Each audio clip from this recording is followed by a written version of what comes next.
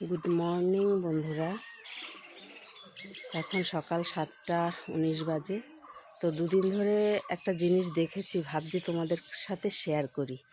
তো যাই হোক, আমার বাড়ির মধ্যে একটা ঘটনা, মানে কি হয়েছে কি না হয়েছে তোমরা একটু বলবে, তোমাদের মানে আইডিয়া থাকলে। যাই হোক, তো আমি একটু দেখাতে যাচ্ছি তোমাদেরকেও। হ্যাঁ, তো এখন সকালবেলা উঠলাম, 2-3 দিন আগের থেকে, মানে 4-5 দিন আগের থেকে দেখছি যে আমাদের পাশে কিছু গাছ লাগিয়েছিলাম। তো সে আর মানে আর বাড়তি কথায় যাচ্ছি না, তোমাদেরকে একটু দেখাই। কলা গাছ, বুঝলে?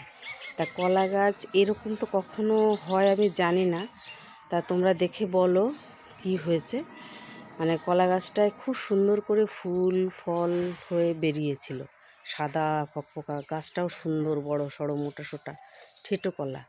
তা ওই গাছটা আমি ওই ফলটা বেরোনো দেখে ওর বাবাকে আগের থেকেই বলেছি যে একটু হালকা হেলিয়েছিল, যে ঠেকনা দিয়ে দাও, ঠেকনা দিয়ে দিলে সুন্দরভাবে হবে।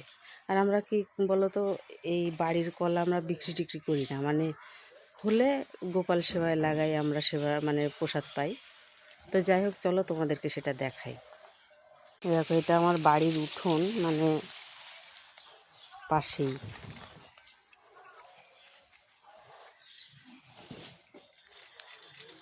আমাদের বাড়িতে এই পাশটা নিয়েই গন্ডগোল। আমাদের ওই যে সীমানা, ওই যে ছোট্ট করে একটা এই যে ইয়ে পড়ে আছে পিলারের পাশে, ওইটা হচ্ছে সীমানা।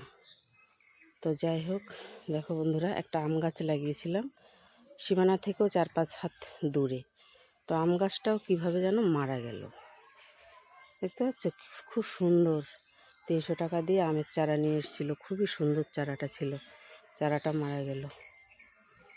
সিজনেই লাগানো হয়েছিল গাছটা, তো আমরা এইভাবেই রেখে দিয়েছি যে থাকুক।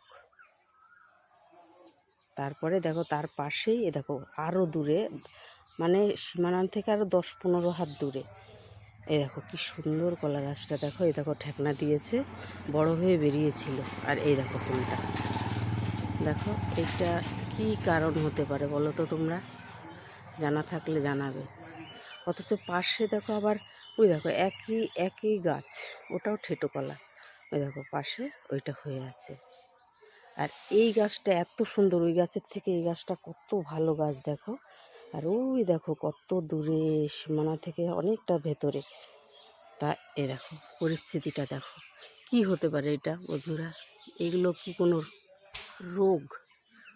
আমার জানা নেই, জানা থাকলে তোমরা জানাও।